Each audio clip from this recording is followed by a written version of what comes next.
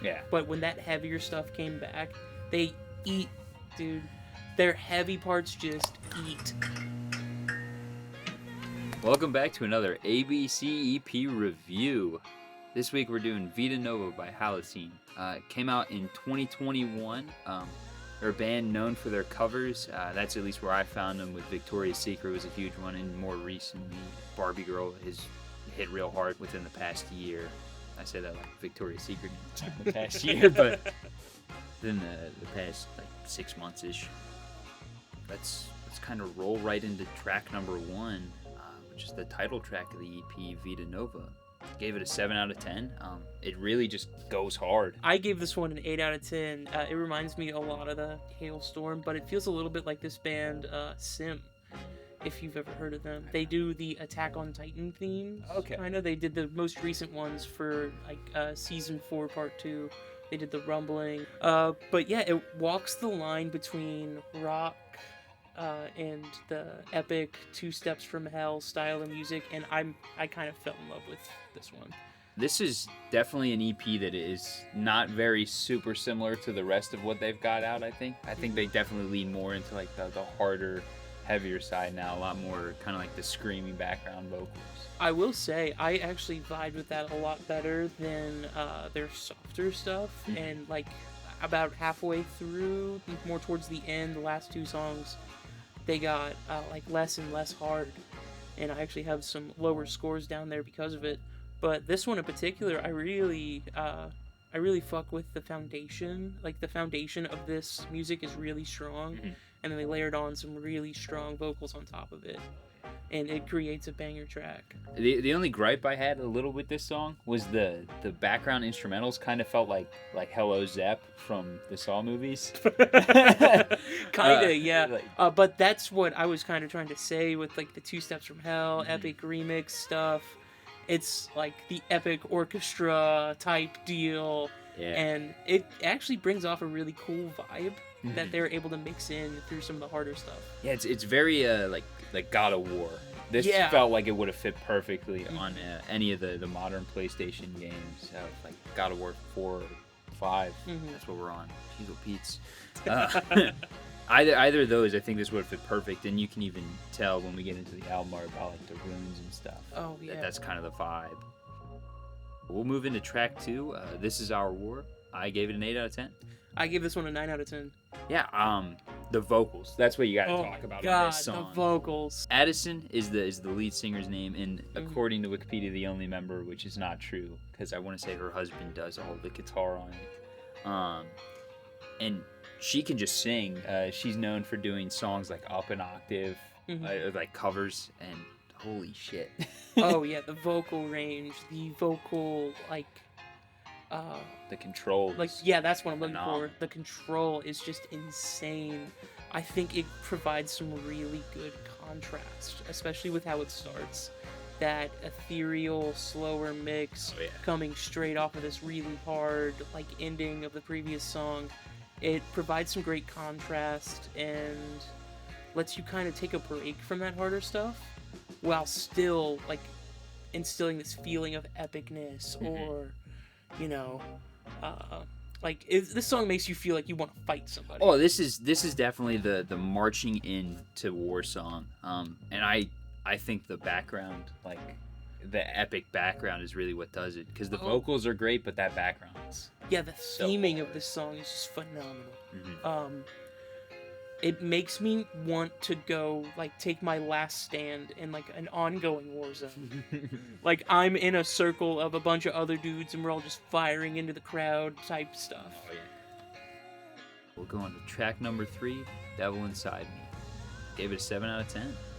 I give this one an 8 out of 10. I think we're on this trend of I just pointed it one higher than you. A little bit. I had the problem with this song of it felt a little too poppy for me, and it kind of. I have a note about that in here. It kind of goes around that with the rest of the EP, but I also like their heavier music. But it's not a bad thing, because this reminds me of that like Imagine Dragons, Demi Lovato's, Miley Cyrus solo career stuff. Yeah, it kind of reminds me of that too. But I think like the heaviness coming back at the end really made this song for me. That's where my bonus point came in, because I originally had it at a 7. Yeah. But when that heavier stuff came back, they eat, dude.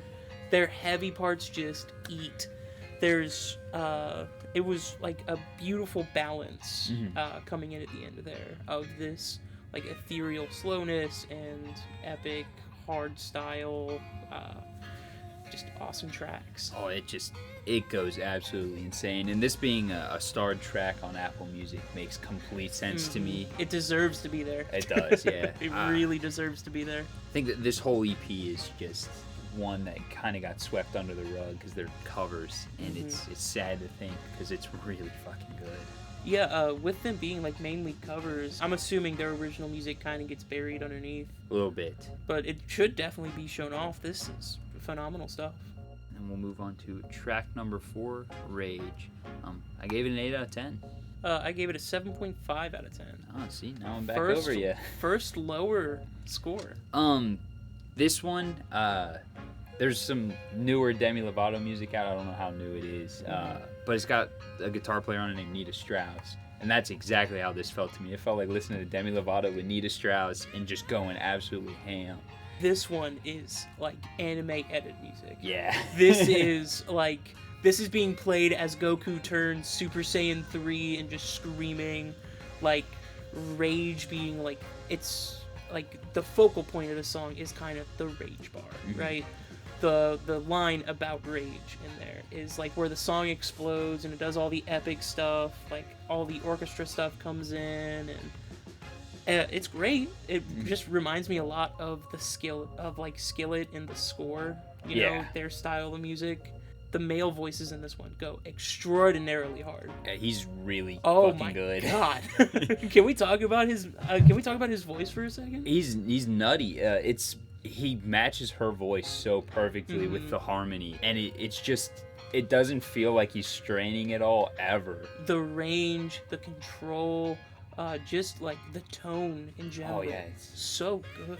He's got what I like to think are like perfect like vocals for a male in this genre, because there's no strain on it.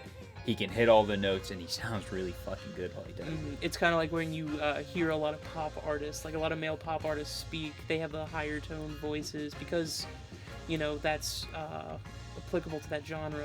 When this guy speaks, I feel like he just sounds like Kratos. Yeah. This guy has to sound like... I feel like when this guy talks, he talks like Lance Reddick. You know, that super deep, super sultry kind of tone. Yeah, it's definitely there. He's got a presence to him that he commands, and I really like it.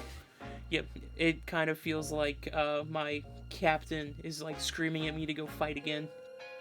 We'll move on to track number 5, The Hunter and the Prey. I gave this one a 6 out of 10. I gave this one a 7 out of 10. I really just kind of got lost in the 2010s pop rock. It felt a little too much to that side of it. It feels like they changed their style to appeal to the masses. And anytime an artist does that, it generally hurts the song. This one is especially faulted for it because of how good their hard stuff is. Yeah. Like, if their hard stuff wasn't as good, I wouldn't view this as egregious as it is. But I view it as kind of like come on, like, do a little better here. Yeah. Don't just appeal to the masses, you should stick with your own stuff. That being said, it's still a good song. Oh, by far. By a mile. Like, I still gave it a 7 out of 10. It's just that one little note I had. It's because I feel like it could have been a 9 or a 10 if it had incorporated that harder style in there, the way they successfully do throughout the rest of this EP. It's really kind of a weird way for the EP to have gone, but not in a bad way at all. It's just, I really wish the heavier was there the whole time. Yeah, they kind of winded it down like an album. Yeah. Let's talk about the album art. Really cool stuff. Some really cool thematic things in there. Oh, yeah. And even the difference between just the deluxe and the non-deluxe edition is just the black and white is literally the only difference. But, man, it goes nutty. You've got the hourglass and then the runes just surrounding it. Yeah, their name being the focal point in the center makes sense. And all that stuff being in the background, there's so much like little hidden details. I feel like there's a lot of religious theming here, almost. You know, you have the skull, the apple, and candelabrador, crown, some super cool stuff that kind of got weaved into some old-timey art. It almost makes me wonder if this was done in some sort of collaboration for something that I couldn't find out. It feels like this was made for a video game, and that video game never got released. That's exactly what it feels like. But yeah, I give the album art a 6 out of 10 because it's kind of hard to rank album art. It's kind of hard to rank album art, but this one is a solid 8 out of 10 for me. I really like it. I think like if I had something like this without the Vita Nova in the middle, it'd be up on my wall in instant. 100%. It'd be a great like poster or tapestry or something. Thank you guys for joining us on this EP review. Check out Vita Nova by Halocene, and tune in next time. See what else we got coming for you.